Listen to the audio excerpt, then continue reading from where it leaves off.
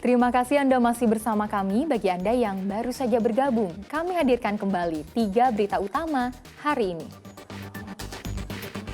Mahalnya harga kebutuhan pokok membuat warga rela antri demi mendapatkan paket sembako murah.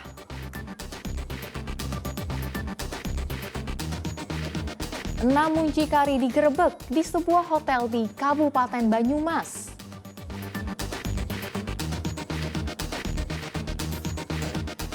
Kami juga akan menyajikan perjuangan para siswa di Grobogan. Mereka harus melintasi hutan dengan jalan berlumpur agar bisa sampai ke sekolah.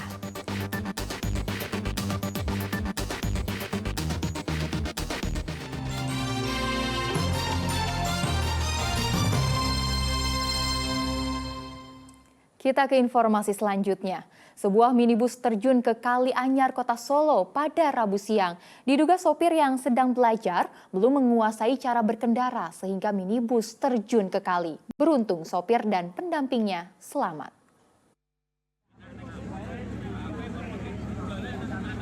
Minibus jenis Honda Brio ini tercebur ke Kali Anyar di Kota Solo Rabu pagi. Karena kerasnya benturan saat terjatuh, kaca depan minibus pecah. Tim SAR gabungan bergotong royong bersama warga mengevakuasi minibus ke badan jalan menggunakan seling atau tali kawat.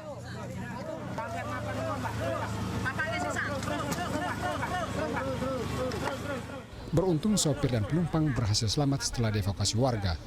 Namun keduanya dibawa ke rumah sakit untuk mendapat perawatan karena menderita luka. Kecelakaan terjadi saat pengemudi bernama Sri Lestari sedang belajar menyetir. Diduga belum bisa menguasai cara menyetir dengan baik, minibus akhirnya terjun ke dalam kali. Korban ini adalah latihan nyetir, namanya Lestari, namun tadi didampingi sebenarnya dari dalam itu didampingi Mas Wisnu dikeluarkan ya. Kemudian setelah posisi merasa lurus, ini gantian yang memegang. Nah ini begitu dia berganti posisi, begitu dijalankan ini langsung keluar saja. Iya. Matic. Itu jalan lurus gelondor langsung masuk kali atau gimana? Ya, Pak. Kurang dari 2 jam, minibus berhasil dievakuasi ke badan jalan. Heri Prastio melaporkan dari Kota Solo. Truk bermuatan buah langsung kabur usai melindas pengendara motor di Grobogan pada Selasa siang. Polisi akhirnya berhasil menghadang truk tersebut setelah kabur sejauh 10 km.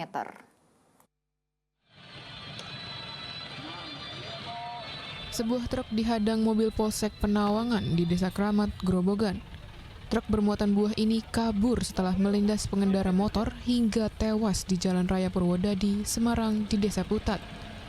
Kejadian berawal saat truk dan sepeda motor melaju ke arah Semarang. Di tengah perjalanan, korban menyalip truk namun sepeda motornya oleng. Ia pun terjatuh dan tewas terlindas truk. Bukannya berhenti, truk malah kabur meninggalkan korban yang tewas di pinggir jalan. Warga sempat mengejar namun diancam oleh sopir truk. Akhirnya warga melaporkan kejadian kepada polisi. Polisi mengejar dan menghadang truk setelah kabur sejauh 10 km. Posisinya itu Mas, di depannya ada yang belok ke kanan. Oh iya, berarti nggak apa Itu di belakangnya ada bis. Bis itu ngerem mendadak. Aku udah di sebelah kiri. Sepeda ini banter Mas ya. Apa itu cepat dari belakang. Kena setang getir. Otomatis kan banting Mas Yuda. Iya. Kecelakaan antara sepeda motor dengan truk TKP di Desa Putat. Untuk truk pada saat itu tabrak lari dan tertangkap di Desa Kramat di daerah Penawangan, Kecamatan Penawangan. Sopir dan kernet truk dibawa ke unit Gakum Satlantas Polres Grobogan untuk pemeriksaan lebih lanjut. Arif Nur melaporkan dari Grobogan.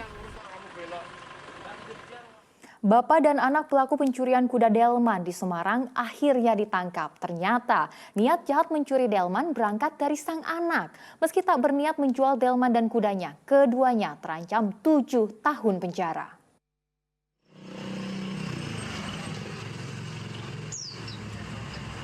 Inilah tindak pencurian delman yang dilakukan oleh bapak dan anak Dwi Sugianto 41 tahun dan Yuda Setiawan 18 tahun warga Gunung Pati, Semarang. Awalnya, pemilik delman mengikat kuda bendinya di tiang listrik, lalu pergi sholat Jumat di masjid di Jalan Kridangga Raya. Kemudian kedua pelaku datang ke lokasi mengendarai sepeda motor. Mereka melihat kuda delman menganggur dan satu orang pelaku langsung berusaha melepas ikatan kuda dari tiang listrik dan membawanya kabur.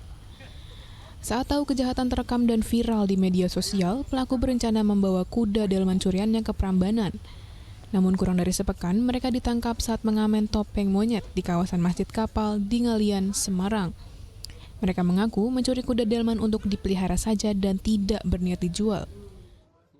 Mau ke Prambanan. Mau kemana itu? Prambanan ke mana?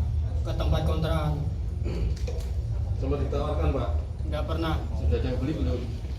Dan niat sama sekali menjual, Mas, sama sekali. Nggak ada yang mau menjual, apalagi meminat menjuali. Berdasarkan keterangan tersangka, sang bapak sempat melarang anaknya mencuri kuda delman. Namun karena anaknya bersikeras, akhirnya sang ayah hanya bisa pasrah. Jadi dari si anak ini yang mempunyai niat awal sudah sempat dicegah oleh bapaknya, tapi pada akhirnya tetap diambil juga oleh anaknya, dan bapaknya tidak bisa melarang lagi pada akhirnya pada saat itu. Pemilik kuda panik saat mengetahui kudanya hilang. Isnadi bersama warga berusaha mencari kuda di sekitar masjid, namun nihil. Namun berbekal rekaman CCTV, ia akhirnya melapor ke polisi dan kini kudanya telah kembali. Atas perbuatannya, bapak dan anak ini dijerat pasal 363 KUHP dengan ancaman hukuman 7 tahun penjara. Agus Hermanto melaporkan dari Semarang.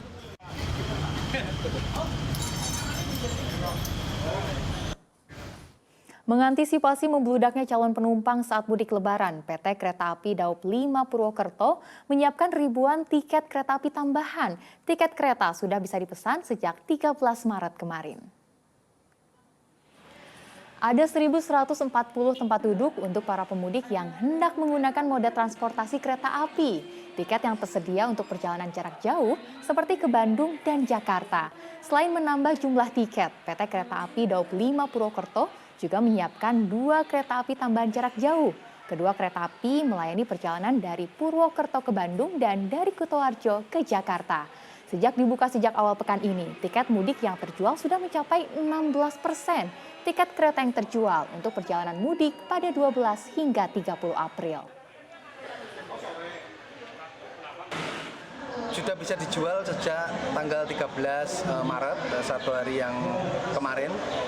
Kereta api tambahan antara lain dimaksudkan untuk memberikan alternatif pilihan kepada masyarakat pengguna jasa kereta api bahwa waktu-waktu tertentu yang dibutuhkan, yang disesuaikan dengan keinginan pelanggan. Jadi kereta api tambahan mempunyai slot atau jam waktu tersendiri di sela-sela kereta api reguler. Gubernur Jawa Tengah memberikan bantuan sosial stimulan senilai 1,6 miliar rupiah untuk pembangunan rumah dengan sistem rumah unggul sistem panel instan atau Ruspin. Bantuan ditujukan bagi warga Desa Bedono, Kabupaten Demak yang terdampak banjirop. Gubernur Jawa Tengah mendatangi Desa Bendono di Kabupaten Demak untuk memberikan bantuan rumah sistem panel instan Ruspin. Solusi rumah panggung Ruspin diberikan oleh Pemprov Jawa Tengah karena Desa Bendono masuk ke dalam area land subsiden atau penurunan muka tanah. Selama ini adaptasi yang dilakukan warga adalah meninggikan lantai bangunan yang membuat rumah mereka semakin sempit. Di Desa Bendono, pemerintah memberikan 34 bantuan Ruspin dengan dana sebesar 50 juta rupiah per unit. Kami dari Pemprov membantu. Ruspinnya berapa harganya? 50 juta. Jadi 50 juta kita bantu untuk mereka yang tidak mampu, terus dibuatkan seperti itu dengan Ruspin dan itu bisa dikerjakan sehari dirakit. Nah, sehari dirakit, terus kemudian tinggal di tengah sela-selanya diisi. Ruspin model rumah panggung merupakan alternatif dan bentuk adaptasi bagi warga yang tidak mau direlokasi dan memilih hidup di atas permukaan air. Ali Mustakfiri melaporkan dari Kabupaten Demak. Pelajar asal Desa Kalitengah Kabupaten Grobogan harus berjuang untuk menimba ilmu. Mereka harus melewati hutan hingga jalan berlumpur untuk bisa bersekolah.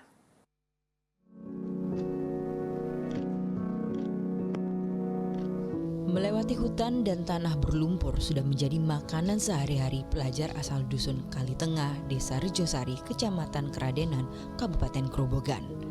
Dengan kendaraan atau berjalan kaki, mereka harus menempuh jarak 1,5 kilometer untuk sampai ke sekolah.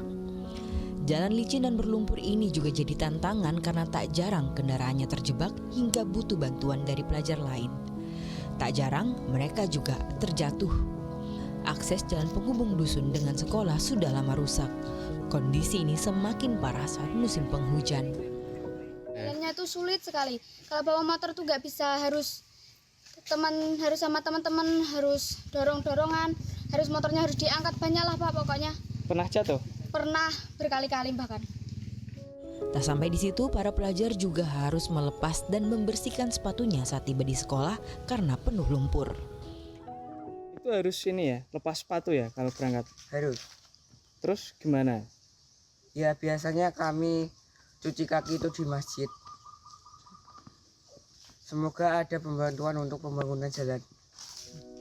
SD Negeri 1 Koyongan dan SMP Negeri 1 Gabus adalah sekolah yang paling dekat dengan dusun Kali Tengah. Meski harus menempuh jalan yang berlumpur dan melewati hutan, tak menyurutkan semangat para pelajar untuk menuntut ilmu. Arif Nur melaporkan dari Kabupaten Grobogan. Sebagai desa penghasil durian, warga Desa Brongkol, Kabupaten Semarang punya cara unik dan menantang saat memanen buah-buah durian. Tanpa alat pengaman, warga memanjat pohon setinggi puluhan meter. Meski begitu, musim durian membawa berkah bagi warga desa. Musim panen raya durian jadi waktu paling sibuk bagi warga Dusun Gertas, Desa Brongkol, Kecamatan Jambu, Kabupaten Semarang. Dari Januari hingga Maret, ribuan buah durian siap dipanen dari pohonnya. Bagian tersulit adalah memetik satu persatu buah durian. Namun, tingginya pohon durian sampai puluhan meter tak membuat warga goyah untuk memanjat. Bahkan mereka tak memakai alat pengaman. Kebiasaan ini sudah dilakukan sejak belasan tahun lalu. Meski beresiko, panen durian membawa berkah bagi warga. Pohon durian di Desa Brongkol tumbuh di lahan seluas 190 hektar sejak ratusan tahun lalu. Hal ini terbukti dari adanya pohon durian yang usianya mencapai 150 tahun. Sebagai desa penghasil durian, terdapat berbagai jenis durian dengan varian rasa yang beraneka ragam. Hampir semuanya adalah durian lokal yang memiliki rasa pahit legit. Ciri khas di sini durian manis legit untuk rasanya. Kalau ukuran bervarian dan rasa yang ada di sini karena durian sini itu 1 juta pohon durian, maka 1 juta rasa durian yang ada di sini. Harga jualnya juga cukup terjangkau. Untuk kualitas biasa dijual Rp25 hingga Rp40.000 per buah. Sementara kualitas menengah dijual dari harga Rp50 hingga Rp75.000. Namun untuk kualitas super bisa dijual Rp250.000 hingga Rp300.000 per buahnya. Yulianto melaporkan dari Kabupaten Semarang. Memperingati HUT ke-502 Kabupaten Semarang, pemerintah kabupaten gelar prosesi jamasan pusaka Ki Ageng Pandanaran, pendiri Kabupaten Semarang.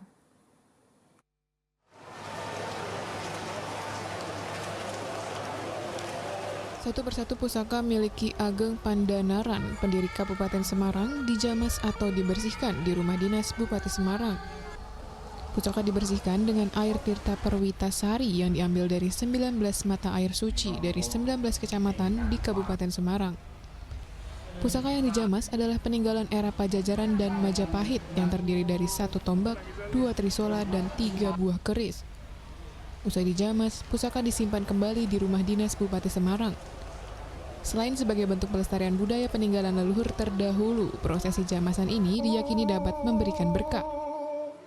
Pusaka adalah dari kata soko. Soko itu adalah tiang, ya. Tiang itu siapa? Ya pribadi kita ini, ya. Mengapa dijamas? Agar perilaku kita besok di kemudian hari penuh dengan keberkahan. Sebelum prosesi jamasan, masyarakat Kabupaten Semarang menyerahkan hasil bumi seperti jagung, padi, ketela, buah, dan sayur-sayuran kepada pemerintah Kabupaten Semarang sebagai wujud syukur atas keberkahan yang diperoleh. Warga juga melepas burung jalak hitam bersama para pemangku adat. Yulianto melaporkan dari Kabupaten Semarang.